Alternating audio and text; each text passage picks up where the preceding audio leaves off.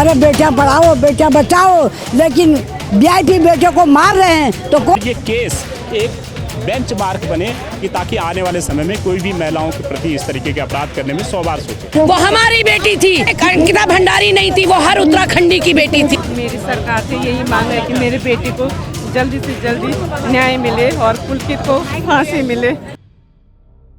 अंकिता भंडारी हत्याकांड मामले में कोटद्वार स्थित अपर जिला एवं सत्र न्यायालय एडीजे कोर्ट ने आज फैसला सुना दिया है। कोर्ट ने तीनों आरोपियों पुलकित कार्य, उसके कर्मचारी सौरभ भास्कर और अंकित गुप्ता को हत्या के मामले में दोषी करार दिया है। इन पर 302, 201, 354 धाराओं में दोष सिद्ध हुआ है। वहीं कोर्ट ने तीनों को उम्र कैद की सजा सुनाई है। साथ ही 50-50 हजार रुपए का अर्थदंड और अंकिता के परिजनों को 4 लाख रुपए देने का फैसला भी कोर्ट ने सुनाया।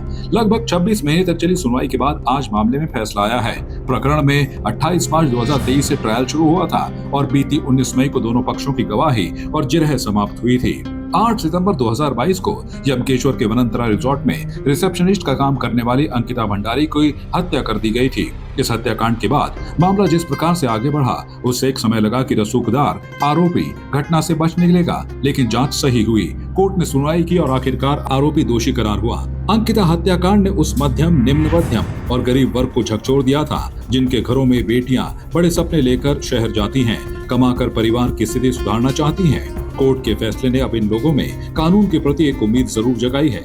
अंकिता भंडारी की जिस प्रकार से रिजॉर्ट ले जाकर हत्या करने और उसके शव को चीला नहर में फेंकने का मामला सामने आया, उसने आरोपियों के खिलाफ माहौल खड़ा कर दिया। एक सामान्य लड़की जब सपनों को उड़ान देने घर से निकलती है तो उसे कुचलने की कोशिश किस प्रकार की जाती है, यह घटना उसका उदाहरण था।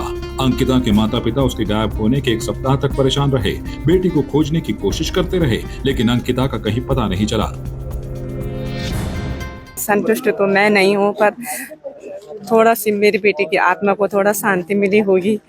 संतुष्ट तो मैं तब होंगी जब इनको फांसी की सजा मिलती, मेरे जीते जी इनको फांसी हो जाती तो सबसे अच्छा रहता है, क्योंकि जिस तरह से इन्होंने मेरे बेटी के साथ इतना बुरा किया और हमारी जिंदगी भी नर्क बना दी, ये एक माँ ही समझ सकती कि अपनी बेटी को खोने का क्या दुख होता है।